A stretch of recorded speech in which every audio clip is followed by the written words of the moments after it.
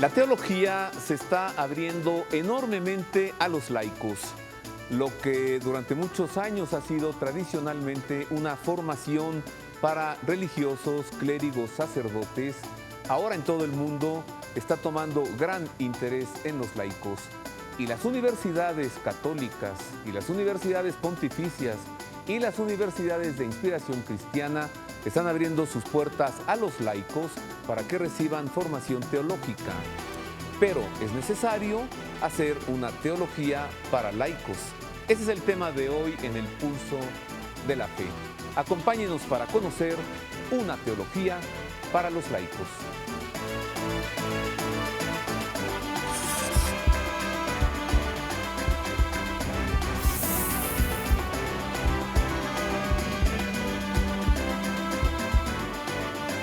Es un grande gusto saludarle, sea usted bienvenido a El Pulso de la Fe. Como todos los domingos tenemos una cita a las 4 de la tarde. El que falta esta cita, ni cómo ayudarlo. Qué grande gusto tenerle a usted como público de televisión. Le saludo a nombre de mis compañeros, el mejor staff de televisión del mundo mundial, al mejor público de televisión de todo este mundo y de otros también.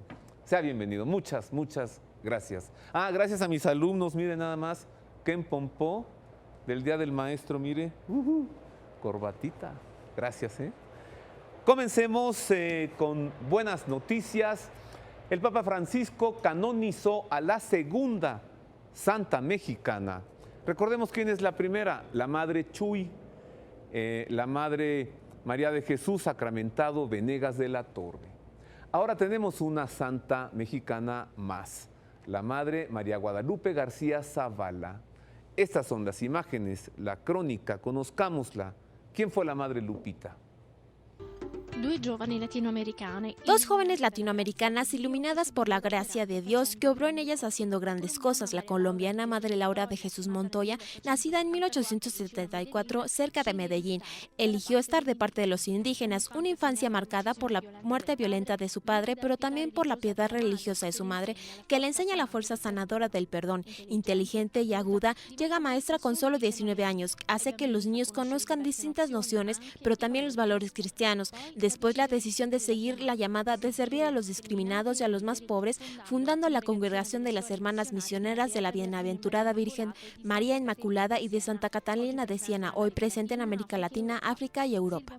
Algunos indígenas le decían, Madre, ¿por qué viene donde nosotros, que no tenemos ni alma? Pero ella les hizo comprender que eran hijos de Dios, que eran personas, y trabajó por la dignidad humana para que los indígenas tuviesen conciencia de ser hijos de Dios. El suyo fue un trabajo importantísimo, no solo desde el punto de vista religioso, sino también desde el punto de vista humano. Creo que hoy es muy actual el carisma de la Madre, porque en muchas partes del mundo existen comunidades indígenas donde este trabajo todavía está por hacer. El 25 de abril de 2004 se convierte en la primera beata colombiana y ahora es la primera santa del país. Madre Laura es sobre todo un ejemplo de evangelización. Cuando profesan, como todos los institutos religiosos, hacen los 3 votos: pobreza, obediencia y castidad.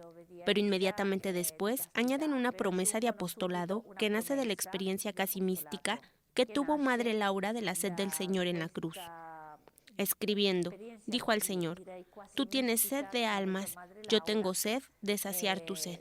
La mexicana María Guadalupe, conocida como Madre Lupita, eligió un lema emblemático para la Congregación de las Siervas de Santa Margarita María y de los Pobres, que funda junto a un sacerdote caridad hasta el sacrificio y constancia hasta la muerte, palabras que el mismo Juan Pablo II recordó durante su beatificación, también el 25 de abril de 2004, señalándola como la que respondió con firmeza a los proyectos de Dios. Prometida en matrimonio a principios del siglo XX, lo deja todo para entregarse a los enfermos.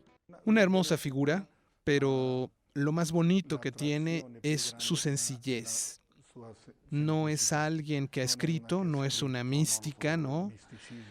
Y el hacer lo que hizo es lo que atrae. El trabajar con los pobres, los enfermos, los seminaristas y los sacerdotes. Desde México a Islandia, Madre Lupita es amada y conocida, pero sobre todo se ha difundido su fama de santidad. Hay una gran devoción. Muchos enfermos dicen que se les aparece por el día y por la noche. Les toca y se curan. Y después, al día siguiente, preguntan, ¿y la monja que vino anoche, dónde está? Pero, ¿qué monja?, les contestan. Ha sucedido muchas veces en México, en su hospital, pero no solo allí. Después ven su retrato y confirman que es ella. La madre Lupita, que entregó su vida al cuidado de los enfermos. Qué gran mujer, ¿eh? A veces se arrodillaba ante los enfermos porque decía, la carne de ellos es la carne de Cristo. Qué barbaridad, qué gran mujer la madre Lupita. Mire, el Papa Francisco, que está a todo dar este Papa, la verdad, cada vez nos sorprende y nos gusta más. Recientemente, por ejemplo, supe que en Roma algunos romanos se quejaron. Dijeron, ya hay mucho tránsito aquí los miércoles en la vía de la conciliación, porque van ya multitudes a encontrarse con el Papa cada miércoles con ocasión de la audiencia general, y algunos, ya saben, no falta el amargado, ¿no? Hay mucho tránsito aquí, pero ¿sabe de qué vive Roma? De los peregrinos que van a encontrarse con el Papa. Pues de eso viven ellos, los taxistas, las pizzerías, las tratorías, los vendedores de medallitas, de rosarios. Particularmente Roma vive del turismo religioso, por expresarlo en un término secular, o de los peregrinos que acuden a la tumba del apóstol San Pedro y a encontrarse con el vicario de Cristo, con el Papa. Bueno, el Papa Francisco entonces ya ha visitado, ya ha tomado posesión de las 4 basílicas papales. La primera, pues San Pedro. La segunda, la Catedral del Papa, del Obispo de Roma, San Juan de Letrán. Estuvo ya también en San Pablo Extramuros y acaba de estar, pues en mayo, mes de María, para tomar posesión de la Basílica de Santa María la Mayor. Estos son los detalles. Qué difícil es en nuestro tiempo tomar decisiones definitivas. Nos seduce lo provisional. Somos víctimas de una tendencia que nos impulsa a la provisionalidad, como si quisiéramos seguir siendo adolescentes. No tengamos miedo de los compromisos definitivos, de los compromisos que involucran e interesan toda la vida. Frente al icono de la Virgen Salus Populi Romani, el Papa Francisco tomó posesión de la Basílica de Santa María la Mayor, presidiendo el rezo de los misterios gozosos del Santo Rosario. En un marco sugestivo y de gran recogimiento, el pontífice recordó a todos que María guarda nuestra salud, ayudándonos a crecer, a afrontar la vida y a ser libres, y que el mismo Jesús, desde la cruz, nos confió las manos llenas de amor y de ternura de la Virgen. Así como una madre educa a sus hijos para no ceder a la pereza y atender a grandes ideales, María nos ayuda a crecer fuertes y a no ceder a la tentación de ser cristianos de una manera superficial. Además, añadió el Papa Francisco, una madre piensa en la salud de sus hijos, educándolos también para hacer frente a las dificultades de la vida, que no es una autopista sin obstáculos. La madre ayuda a los hijos a ver con realismo los problemas de la vida y a no perderse en ellos, sino a hacerles frente con valentía, a no ser débiles y a saber superarlos en un sano equilibrio que una madre siente entre los espacios de seguridad y las zonas de riesgo. Una vida sin retos no existe, y un joven o una joven que no sepa hacerles frente arriesgándose es un joven o una joven sin espina dorsal. Finalmente, al explicar los rasgos peculiares del ser madre, una alquimia única de amor y responsabilidad, el pontífice trató el tema de la libertad, que no significa dejarse dominar por las pasiones, pasar de una experiencia a otra sin discernimiento o seguir las modas del tiempo. La libertad se nos da para que sepamos tomar buenas opciones en la vida. María, como buena madre, nos educa para que seamos, como ella, capaces de tomar opciones definitivas. Opciones definitivas en este momento en el que reina, por así decirlo, la filosofía de lo provisional.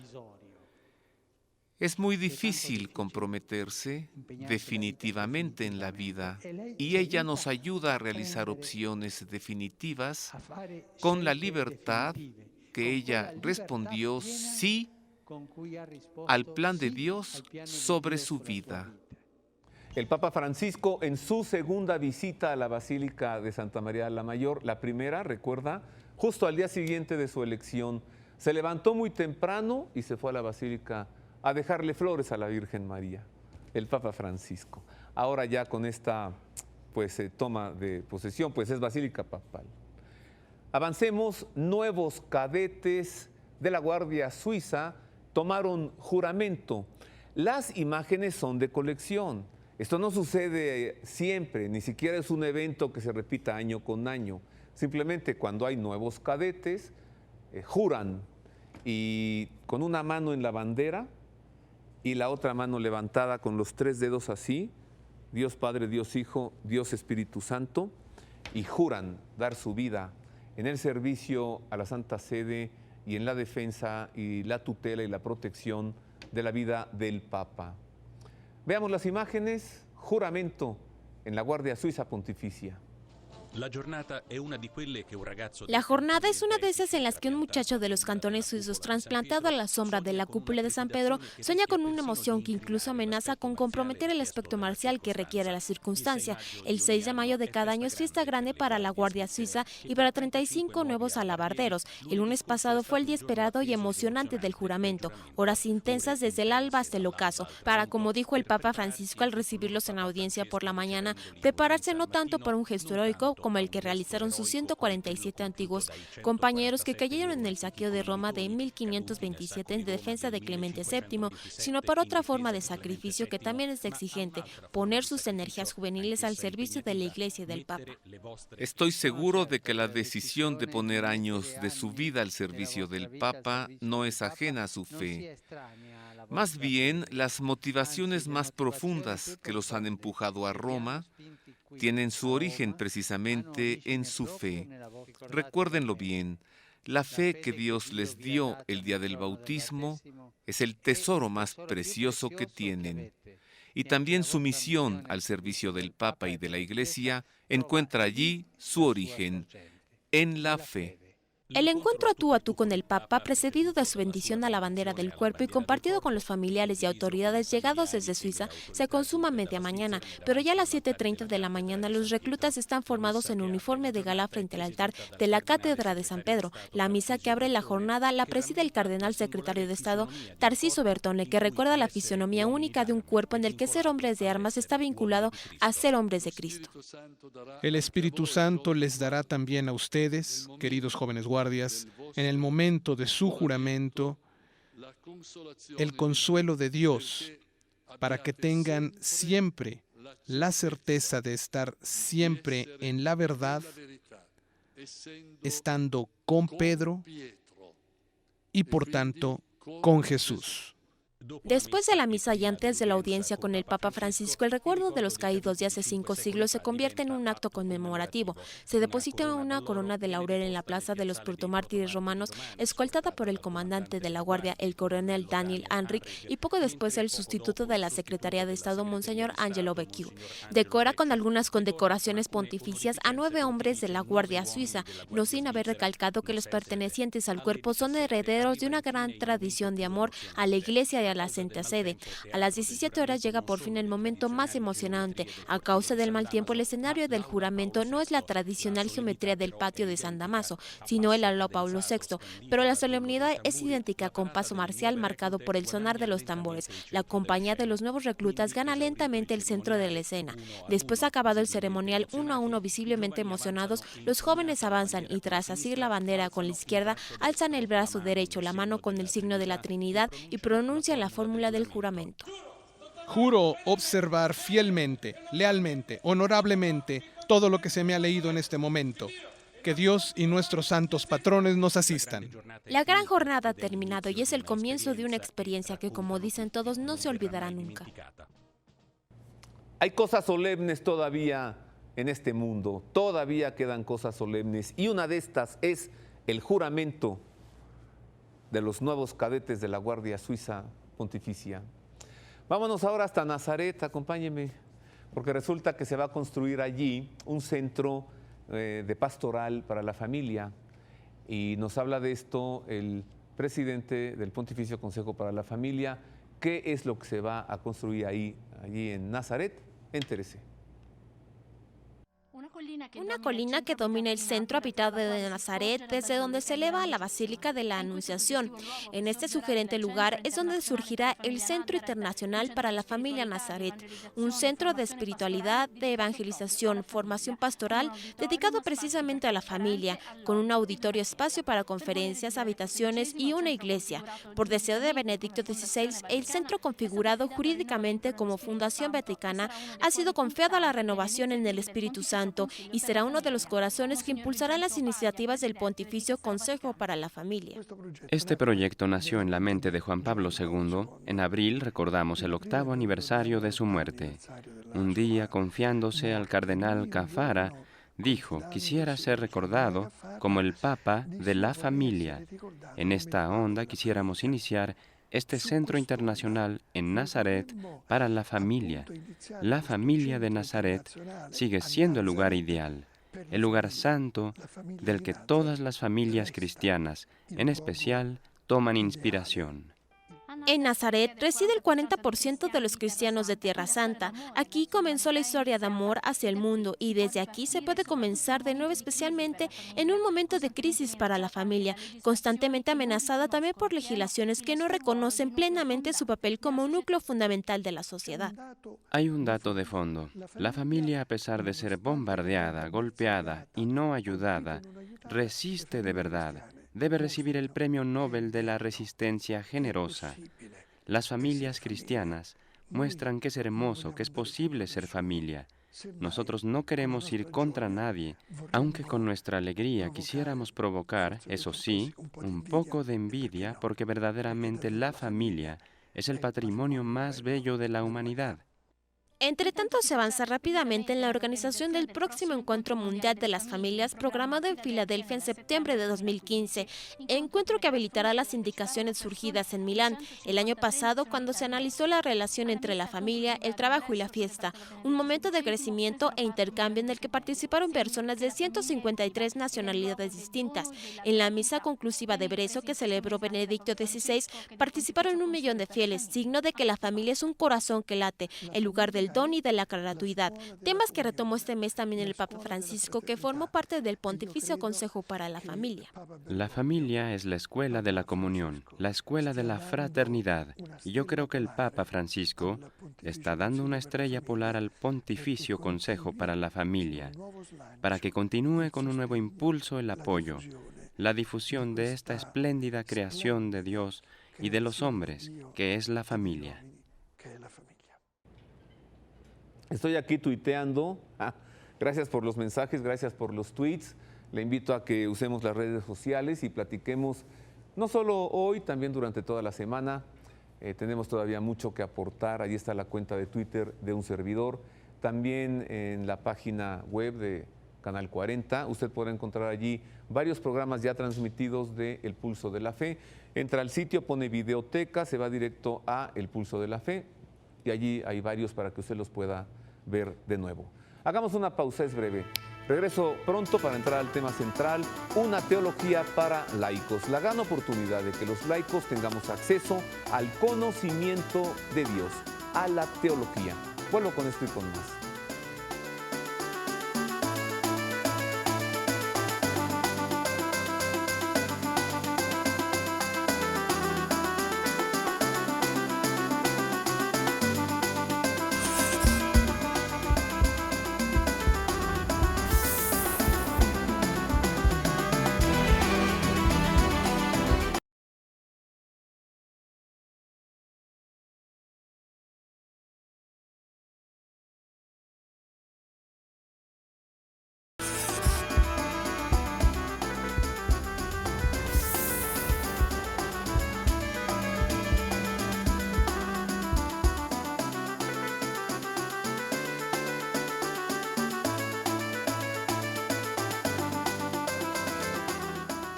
Continuamos con más del Pulso de la Fe. Hemos revisado información vaticana. Ahora entremos al tema que hoy nos ocupa, una teología para laicos. Para ello busqué y recibo con afecto al padre Martín Cisneros Carboneros. Él es, pues nomás, es el coordinador de la Escuela de Teología de la Universidad Intercontinental. la Universidad de los Misioneros de Guadalupe. Padre Martín, bienvenido, qué gusto que estés aquí, muchas gracias. No, pues gracias a usted por la invitación. Nos sentimos muy contentos de corresponder a esta invitación con todo lo que podemos ofrecer los misioneros de Guadalupe a través de la Universidad Intercontinental. ¿Ya cuántos años de teología en la universidad? Pues ya estamos hablando, es digamos, la facultad o la escuela, la primera, porque recordará que la fundación fue del Seminario de Misiones y luego avanzamos a la fundación de la Escuela de Teología dentro ya de la universidad. Entonces ya estamos hablando de 30 años, ¿no? 30 años. Más de 35. Más de 35 años. Bueno, recibo también con afecto al maestro José Luis Franco. Él es profesor en la Escuela de Teología de la Universidad Intercontinental. Él cuenta con una maestría en teología. Sí. Sí. Bienvenido, maestro José Luis Franco, muchas gracias. Gracias por la invitación, un placer estar aquí en su programa. Después de 2000 años, casi, me parece que las universidades tienen que dar respuesta a esta búsqueda que ha surgido de los laicos por entrar a la teología. ¿Es así o es como una impresión mía? A mí me da mucho gusto comprobar en diferentes ambientes, bueno, como misionero en África, ahora en la Escuela de Teología, en ambientes también de las universidades en Roma, el ver el interés de los laicos por conocer su fe, por profundizarla y sobre todo por comunicarla, que eso no es tan fácil. Y desde luego creo que las iniciativas académicas pues son un esfuerzo precisamente para responder a los laicos que, sobre todo desde el Vaticano II, hace 50 años, pues se despertó esta identidad más clara de laico dentro de la Iglesia y bueno, la necesidad de formarse. Yo creo que se comprueba que nosotros, los presbíteros, ahora se da como un giro interesante. Antes se pensaba que todo el mundo está al servicio del sacerdote, Ajá. Sobre todo en ambientes, digamos así, sencillos, pues todo es el respeto, la dignidad, que no está mal. Pero ahora se entiende desde el Vaticano II más claramente que el presbítero, el sacerdote, está al servicio de los laicos. Y ahora con el Papa Francisco ya llegó eso a la sede de Pedro, ¿eh? Está clarísimo. Sí. Ahora sí se ve que el Papa es siervo de los siervos de Dios. Yo fui un poco víctima de esto, Padre Martín. Sí, porque hace muchos años, en el siglo pasado, claro, me enteré por mis estudios. Yo estaba estudiando comunicación en la Universidad Intercontinental, que tiene una buena base filosófica. Y me enteré allí que la filosofía era la ciencia del conocimiento, pero que hay algo que la supera, que es la teología. Y cuando terminé mi carrera de comunicación, dije, ahora quiero estudiar el conocimiento del conocimiento. Y me metí a teología. Y me encontré con Dios. Por eso digo que fui víctima de esto. Yo quería buscar conocimiento y sabiduría y me encontré con Dios en los libros. Eso sucede siempre en la teología, maestro. Está el encuentro, pero previo al encuentro son personas que ya estaban en búsqueda de dar razones de su fe, y estos lugares lo que nos ofrecen es la oportunidad de sistematizarlo, de decirlo con orden y concierto. Darle estructura. Darle estructura y de alguna manera dar otra razón de la fe, porque hasta el Concilio Vaticano II podríamos decir que las razones de la fe nos las daban los presbíteros desde la lógica del pueblo de Dios. Pero ahora es desde el propio pueblo que se está diciendo las razones de la fe. Ajá. Y esto evidentemente va a cambiar los temas de la teología, la manera de estructurarla, la manera de decirla, y las temáticas van a tener otros enfoques. Porque, por decir, los matrimonios, su interés de matrimonios eran enfocados a través de la perspectiva que tenían los teólogos presbíteros de la vida matrimonial. Pero los matrimonios no decían su propia perspectiva. Sí. Ahora, con la apertura de la teología a los laicos, la Iglesia también va a recibir una luz que ya estaba en casa, pero que no había sido sistematizada, que no había sido estudiada a profundidad, y ahora los laicos pueden decir en su propia casa, desde sus propias razones, las razones de su fe. Se llama en comunicación retroalimentación. Hemos recibido toda la información de la iglesia, de los presbíteros, de los sacerdotes, tengan pueblo de Dios. Y ahora el pueblo de Dios está respondiendo, ¿sí? Pero con conocimientos de teología, padre. A ver, ¿en qué consiste una teología para laicos entonces? ¿Algo como más explicado o como más mundano o cómo? La teología es única, porque es reflexión sobre nuestra misma fe. Y claro, desde nuestra propia vocación vamos respondiendo, conociendo nuestra fe y respondiendo a esa fe. Yo creo que la gran riqueza de todo esto es descubrir que el laico ahora es responsable de su fe y que la quiere comunicar también, que la quiere difundir, se quiere hacer misionero. O sea, no es la experiencia que se queda con uno mismo, sino tenemos que compartirla. El Papa Benedicto XVI insistía mucho en esto. Alguien que se ha encontrado con Jesucristo no se puede quedar con la experiencia, tiene que comunicarla. Y algo más interesante que le escuché a Benedicto XVI es cómo la Iglesia, y en este caso los laicos, cómo la Iglesia va a ir fortaleciéndose y va a ir creciendo. Dice él, no por proselitismo, que eso ya lo sabemos bien, sino por atracción. Y esto es lo maravilloso de la vocación laical, que estando en el mundo, en su trabajo, en su casa, en su familia, en su barrio, en su colonia, en su vida, da testimonio de Cristo y al mismo tiempo difunde esa fe. El testimonio, primer elemento evangelizador, ya lo decía Pablo VI. ¿Y qué no es, por ejemplo, Padre Martín, en los misioneros, precisamente, quienes están llevando esta teología, este anuncio del Evangelio, ¿no sería más fácil encontrar esa teología para laicos en quienes tienen la experiencia de las misiones, de llevar el anuncio a africanos, a coreanos, a japoneses, a portugueses? Usted es misionero. A partir de esto, ¿qué experiencia? Desde luego, decimos aquí en México, el testimonio arrastra. Y quien ha vivido en primera persona la experiencia de la misión, en mi caso, fueron 12 años en Angola, en un contexto, 11 años en un contexto de guerra.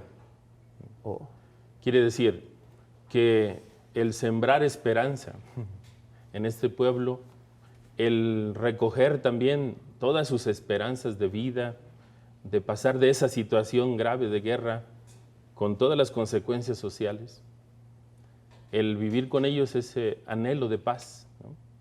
Y lograrlo, pues es algo maravilloso. Compartir, vivir con ellos esta experiencia para mí como misionero es como un gran regalo de Dios, ¿no? Porque es vivir con ellos, es esperar con ellos, ¿no? Y el mandamiento del amor, pues hacerlo real, vivirlo con ellos, ¿no? Investigamos e hicimos un pequeño trabajito aquí en El Pulso de la Fe para presentarle a usted algo de los misioneros de Guadalupe, precisamente. Ellos, siéntase orgulloso porque es una congregación mexicana que está dando grandes frutos, muy callados, eso sí, ¿no? Con prudencia, pero grandes, grandes frutos. Los misioneros de Guadalupe, mire. Los Misioneros de Guadalupe y el Instituto de Santa María de Guadalupe para las Misiones Extranjeras fueron fundados por el Episcopado Mexicano y la Pontificia Unión Misionera en 1949. Su primer superior general, electo en 1953, fue Monseñor Alonso Manuel Escalante y Escalante, a quien el Papa Pío XII había nombrado rector del Seminario Mexicano de Misiones Extranjeras.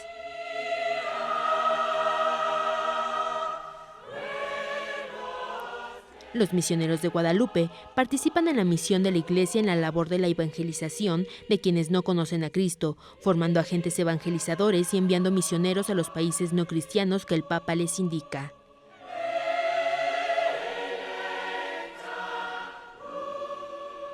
En sus 60 años de historia, los misioneros de Guadalupe han formado a más de 200 sacerdotes y su tarea llega hoy a Kenia, Mozambique, Angola, Japón, Corea, Hong Kong, Perú, Brasil, Guatemala y México.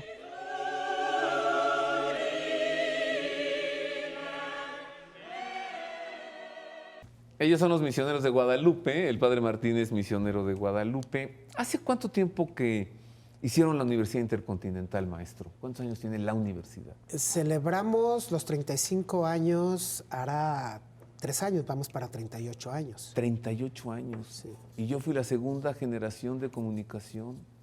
Ave María Purísima, ¿cuántos años tengo? 28. ¿Cuántas licenciaturas hay hoy? Hay 17 licenciaturas, hay posgrados y hay doctorados. ¿Es cierto que lo mejor en odontología es en la Universidad Intercontinental? Eso dicen. Y en pedagogía, ¿no? Y en arquitectura. Son de las carreras que se han mantenido pues en una competitividad, digamos así, con las otras universidades, el alto nivel. Y comunicación, obvio, claro. Desde que usted estuvo, mejoró. Segunda generación. Desde que entré, desde que me fui. A partir de la tercera generación ya salieron buenos. No, el ambiente de la universidad yo lo considero, porque tengo apenas poco tiempo, digamos, después de Angola. 2 años efectivos en el ambiente universitario, y pues ya me está gustando, porque es un servicio también misionero. Los jóvenes de hoy no los podemos evangelizar con palabras solamente. Con acciones. Con acciones, con también igual la cercanía a ellos, ¿no? Creo que son jóvenes que tienen interrogantes diferentes a las nuestras, pero que afortunadamente la Iglesia, por ejemplo, ahora con la Jornada Mundial de la Juventud, próximamente en Brasil, en Río, a mí me dio también mucho gusto que en la anterior, el Papa Benedicto, junto con su gente que colabora con la atención a los jóvenes, que hicieron ese pequeño como catecismo especial para los jóvenes que le llaman JOWCAT, ¿no? Uh-huh. Y bueno, es un instrumento interesantísimo para los jóvenes, que da gusto hojearlo, da gusto conocer tu fe en otra manera, ¿no? Yo creo que esas son las cosas que tendremos que ser como más aventados. A ver, pero usted cuando habla de jóvenes, pienso que la mente se le va a los jóvenes que están cursando licenciaturas en la universidad. Pero en este tema de la teología para laicos, en esta necesidad que las universidades tienen que resolver de la búsqueda, el deseo, el anhelo de los laicos de conocer a Dios, de tener acceso a Él a partir de la sabiduría, del conocimiento, como decía el maestro, de una estructura mental. ¿Son jóvenes? ¿Son viejos? ¿Es gente madura? ¿Dónde está lo fuerte de este grupo de laicos que busca la teología? Bueno, a reserva de lo que diga aquí el maestro José Luis Franco, yo veo el interés no nace en las academias por la teología. O sea, un joven universitario, como usted fue hace poco, joven universitario. Hace apenas unos días. No se plantean la necesidad, digamos así, de meterse a una carrera de teología. No se lo plantean. ¿Por qué? Ajá. Porque pues ya están vocacionalmente orientados. Donde yo veo el interés, y no me dejará mentir usted, es en los grupos parroquiales, en el seno de las parroquias, donde hay pastores interesados en los laicos, donde hay obispos que están atentos a los laicos. Y esto nos da una vida diferente, porque yo veo el interés de ellos, por ejemplo, en los cursos, en los eventos que hay en la universidad o al interno de Misioneros de Guadalupe. El interés es de los laicos de nuestras parroquias, de los que están como contentos de ser cristianos y de vivir su fe. Y bueno, ahora también no me dejará mentir, un gran interés por la palabra de Dios. Y América Latina es, digamos, también uno de los grandes aportes a la Iglesia Universal, de que en nuestras iglesias de América Latina la Biblia ocupa un lugar importante. la traducción de la Biblia en lenguas locales, el interés por hacer cursos de Biblia. La gente está ávida. Es cierto, la gente está ávida, de veras. Ya lo decía San Agustín, ¿no? Nos hiciste, Señor, para ti, nuestra sed de ti no descansará hasta que volvamos a ti. Esto que dicen de que las iglesias están vacías es una gran mentira. Si yo no llego a misa antes, me quedo de pie afuera. Hay que llegar con tiempo para alcanzar lugar. Yo siento de veras un creciente interés por Dios y por las cosas de Dios. Voy a hacer una pausa, regreso rápido y hablemos ya concretamente sobre la respuesta institucionalizada de los misioneros de Guadalupe y de la Universidad Intercontinental para tener accesible a todo el pueblo de Dios la formación en teología, en una teología para los laicos.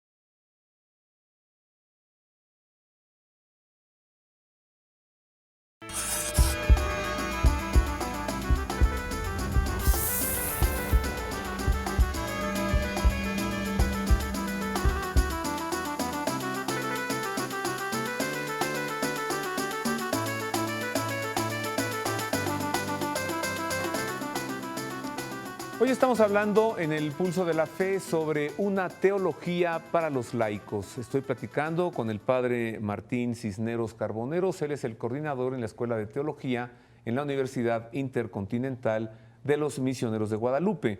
Y estoy platicando con el maestro José Luis Franco. Él es profesor en la Escuela de Teología también de esta Universidad Intercontinental. A ver, yo veo que los laicos somos padres de familia, tenemos que atender el matrimonio, los hijos, el trabajo, la economía. Los horarios se complican como para meterse y estudiar. ¿Qué hacer con eso?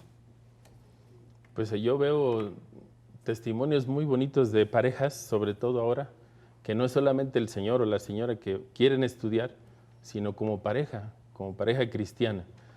Y ellos están acudiendo a la universidad o vienen a nosotros procurando esa respuesta de reflexionar sobre la fe.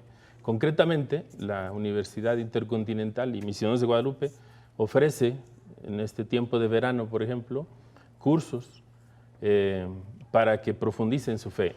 Donde usted ha colaborado y ha sido una gran respuesta también es en el diplomado de Santa María de Guadalupe. Ese yo lo cursé. En la historia. Es una delicia. Y en la teología.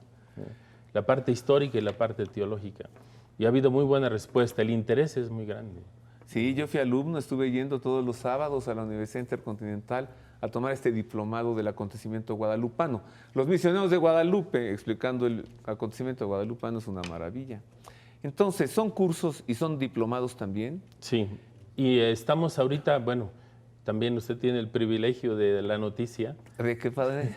De que ya tenemos en la Secretaría de Educación Pública el programa formal, digamos así, para ofrecer a los laicos una formación teológica sistemática.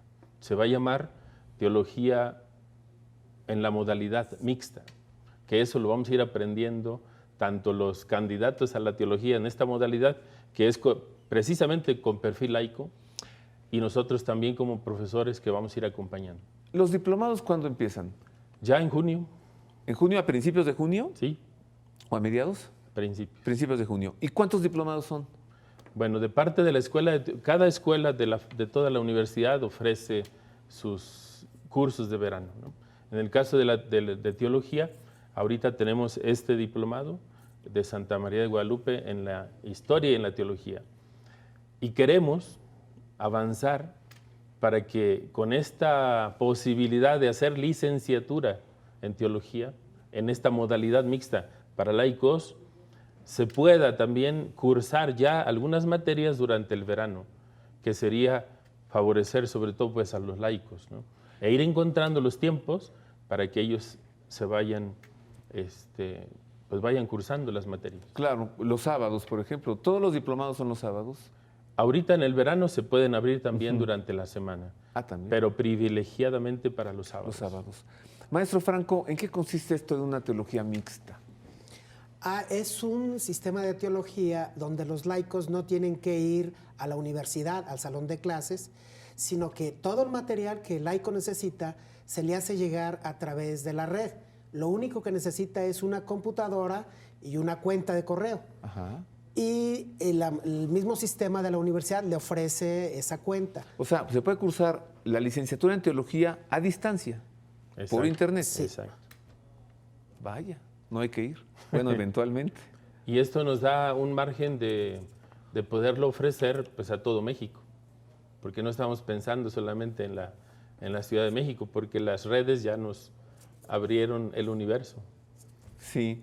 A ver, entonces, licenciatura en teología, yendo a la universidad, licenciatura en teología a distancia, por internet, o los diversos diplomados, yendo los sábados. Exacto. ¿Dónde hay informes? En nuestra página de la universidad, que es www.wic.edu.mx.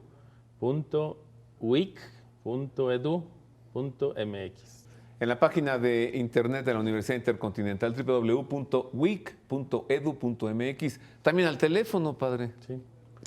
Bueno, ¿por qué es necesario para la Iglesia?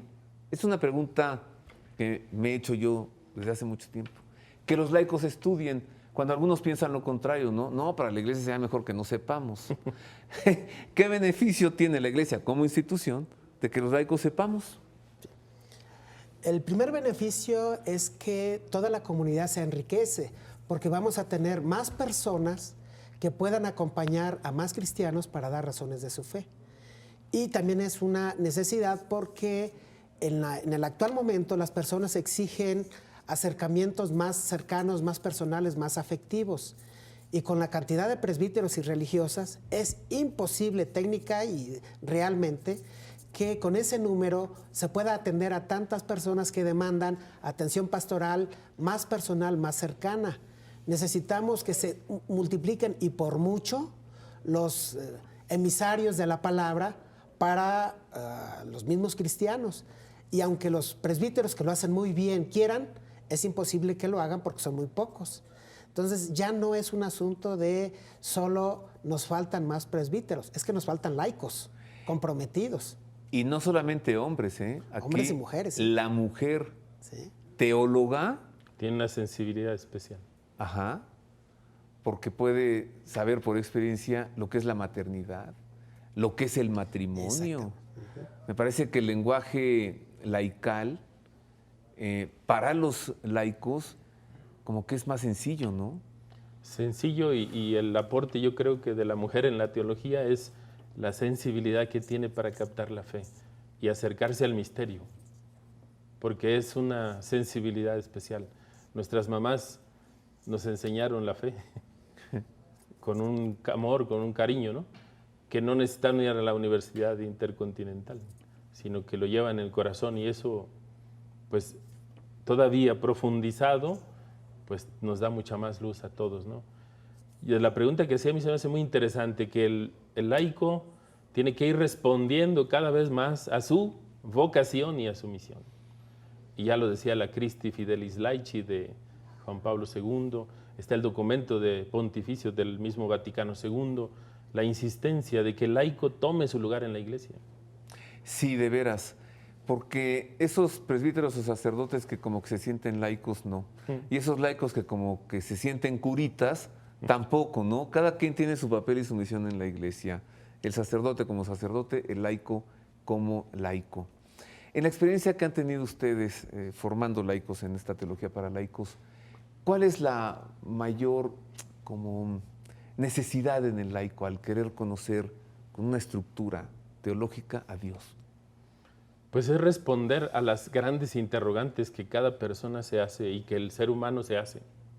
El sentido de la vida, el sentido también del más allá, el sentido de nuestra convivencia social, del por qué no podemos lograr ni vivir en paz, por ejemplo, en México.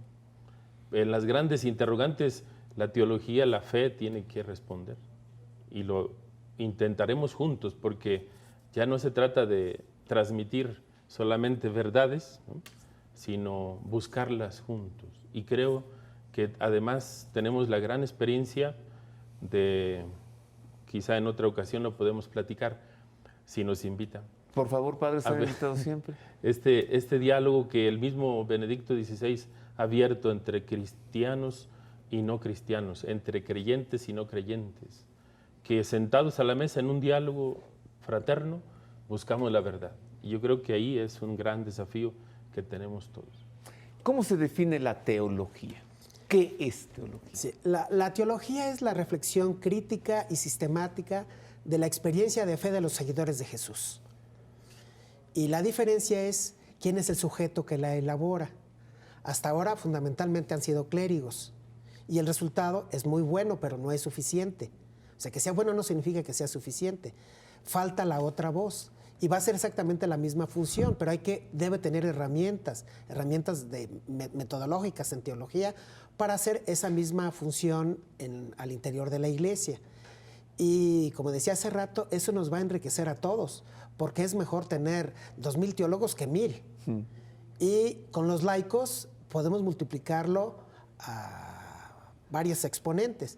Y esto también puede modificar incluso las propias conductas internas de la iglesia, porque no es lo mismo para un presbítero que el domingo está dirigiéndose a la comunidad, sabiendo que la mayoría no tiene una formación profesional, a cuando habla, sabiendo que ahí hay 2 o 3 que ya tienen una formación profesional. El propio presbítero va a tener que exigirse más en su formación profesional. Claro, yo he escuchado varias veces esto, mire. ¿Por qué los padres no nos explican estas cosas? Y yo respondo, ¿qué quieres que te la expliquen? En 10 minutos de homilía, una vez a la semana, en domingo. Y pues eso no. sí van a misa. Y eso sí van a misa. Pues no basta con eso, se requiere una formación profunda. Hay una teología descendente, hay una teología que nos viene de Dios, y hay otra teología que hacemos nosotros, se llamaría teología ascendente, o sea, hay un trabajo teológico divino y hay un trabajo teológico humano. ¿Así es, maestro? En teología se distingue en método la teología ascendente y la teología descendente. La teología ascendente se refiere a que como método privilegia primero las experiencias de fe. Y esas experiencias de fe después las formula, las sistematiza y ve que entran en comunión con el dogma. La descendente iniciamos primero con la afirmación de la fe y corroboramos que esa afirmación de la fe se dé en la práctica. En América Latina, por ejemplo, actualmente la mayoría de los teólogos están privilegiando la ascendente, pero independientemente de dónde se empiece, tarde o temprano tiene que terminar en las grandes afirmaciones de la fe. Puede iniciar por la experiencia y termina afirmando, puede firmar afirmando y va a la experiencia. Es una cuestión de contexto. En algunos contextos de repente nos hará más falta lo doctrinal, en otros nos hará falta más el compromiso. En algunos podemos estar confundidos, sobre todo en comunidades en donde no estaban acostumbrados a presencias de otros tipos de cristianismo, les puede convenir más aclararse las cuestiones doctrinales. En otros lugares donde ya teníamos largos procesos de evangelización como Guanajuato, Jalisco, Michoacán, de repente lo que nos hace falta es testimonio y experiencia, y ahí nos conviene que nos insistan más en la ascendente. O sea, ambas son válidas, pero por separado son insuficientes, tienen que estar las dos. Claro, siempre en cualquier licenciatura, curso, diplomado de teología, están siempre las dos presentes, ¿no? Sí. La teología que viene de Dios, la teología que va del mundo a Dios, ¿sí? Sí, Siempre. siempre Eso es es así. el trabajo teológico. ¿Están abiertas las inscripciones ahora? Las puertas abiertas. ¿Y todavía habrá un lugarcito ahí para Lo vamos a pensar. un pobre laiquito que quiere continuar como yo? Sí, bienvenido. Sabe que hay una ¿cómo se llama? Una silla disponible. Muchas gracias, Padre Martín. Pues ahí está la gran oportunidad, las puertas de la universidad abiertas, diplomados, licenciaturas, la teología mixta, para tomar estructura. Esto es además la gran cosa. De pronto Armarnos, uno, sí. sí, se descubre ya con un pensamiento estructurado, ¿no? Porque antes está desordenado. Gracias, Padre Martín. Muchas gracias. Gracias. Gracias, maestro Franco. No, gracias a usted por la invitación. Encantado. Ahora vámonos a Roma. El Papa Francisco presidió la audiencia general en la Plaza de San Pedro. Como todos los miércoles, esta es la crónica. En su catequesis del pasado miércoles 22 de mayo, el Papa Francisco reflexionó sobre la unidad entre la fe en el Espíritu Santo y la fe en la Iglesia. Afirmó que la misión de la Iglesia es de todos y explicó que el Espíritu infunde la valentía de anunciar la novedad del Evangelio con franqueza, en voz alta y en todo tiempo y lugar, y que para esto debemos estar bien apoyados en la oración, sin la cual toda acción queda vacía y el anunciar carece de alma, pues no está animado por el Espíritu. Enseguida le entregamos a usted el resumen que de su catequesis nos entregó el Papa Francisco en lengua española.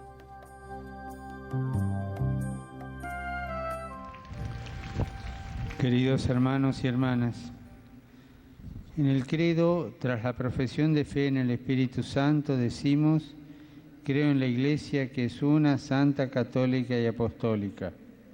Ambas cosas van juntas, pues el Espíritu Santo es quien da vida a la Iglesia y guía sus pasos. Sin él, la Iglesia no podría cumplir su misión de ir y hacer discípulos de todas las naciones. Esta misión no es solo de algunos, sino la mía, la tuya, la nuestra. Todos deben ser evangelizadores, sobre todo con la propia vida. Para ello es necesario abrirse sin temor a la acción del Espíritu Santo. En Pentecostés, el Espíritu Santo hizo salir de sí mismo a los apóstoles y los transformó en anunciadores de las grandezas de Dios, que cada uno entendía con su propia lengua.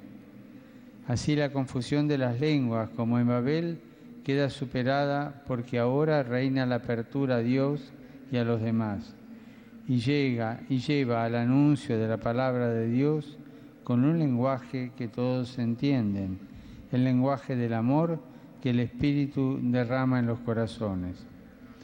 El Espíritu, además, infunde la valentía de anunciar la novedad del Evangelio con franqueza, parresía, en voz alta y en todo tiempo y lugar.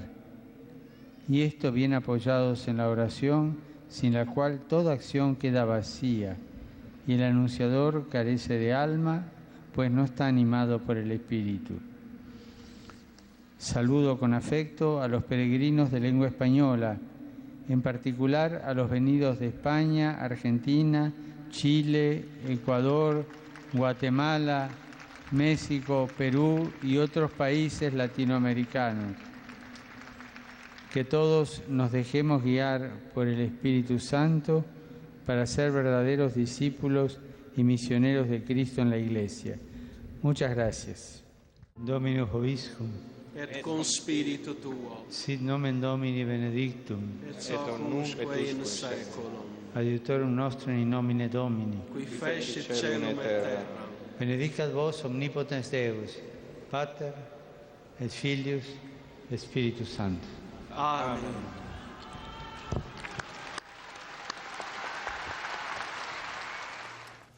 Como siempre, al término de la audiencia, el Santo Padre impartió la bendición apostólica. Le recuerdo que es válida por la televisión para quien de corazón la quiere recibir.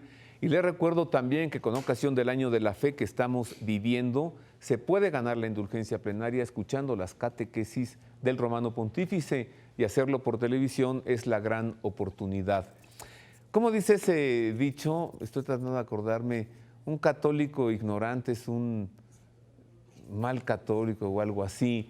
Llegan de algunos grupos, de algunas sectas con 2 o 3 argumentaciones y el pobre católico se queda que no sabe qué responder. Pues mejor conocer y estar bien formado y estudiar y adquirir conocimientos. Por eso hoy en el Pulso de la Fe le hemos hablado a usted sobre esta teología para laicos. Es necesidad de cada uno y responsabilidad también tener una formación. En otro tema, mire, esta es la revista Vida Pastoral que editan la Sociedad de San Pablo, los Paulinos. Tiene en la portada este tema de la educación. México, la educación es el camino. Y también la Iglesia en la educación, un tema que siempre ha estado muy presente. Vida Pastoral. Este es el del mes presente, es bimestral, mayo-junio. Con esto nos vamos, agradezco mucho que haya estado con nosotros. Un saludo para todo el público que nos ve en Celaya, desde el canal 12.2 de alta definición. Les sugiero que se quede en la programación de Proyecto 40, nuestra casa. Enseguida mis compañeros Cintia Francesconi y Héctor de Mauleón con el programa El Foco. Continúen la programación de Proyecto 40, nos vemos el próximo domingo, Dios le guarde. Gracias mil.